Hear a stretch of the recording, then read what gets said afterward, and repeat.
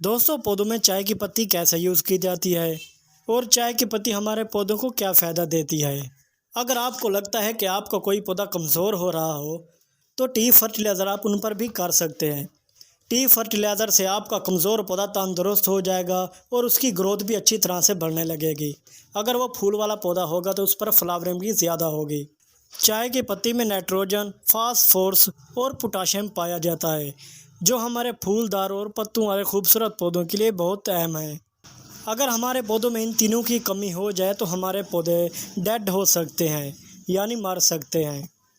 पौधों के लिए नाइट्रोजन, फास्फोरस और पोटाशियम की कमी को पूरा करने के लिए हमें बहुत से ऑर्गेनिक फर्टिलाइज़र बनाने पड़ते हैं, जो बहुत सी मेहनतों के बाद तैयार होते हैं। उसके बाद ही हमारे पौधों की ग्रोथ अच्छी हो सकती है। तो दोस्तों, आज मैं आपको बताता हूँ कि आज का टी फर्टिलाइज़र आप कैसे बना सकते हैं।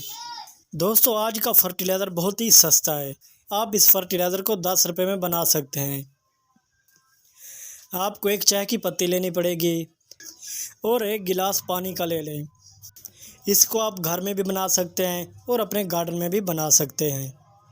पानी का गिलास लेने के बाद आपने इस पत्ती को पानी में डाल देना है। दोस्तों, पत्ती को पानी में डालने के बाद 2 घंटे के लिए आपने रख देना है।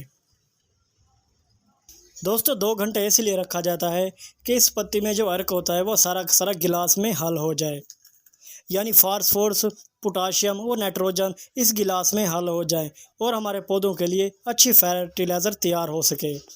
तो दोस्तों, 2 घंटे के बाद हमारा फर्टिलाइज़र बिल्कुल तैयार हो गया है और इसका कलर भी चेंज हो गया है। अब इस फर्टिलाइज़र को आप किसी बोतल में छान लें, जैसे मैं छान रहा हूँ।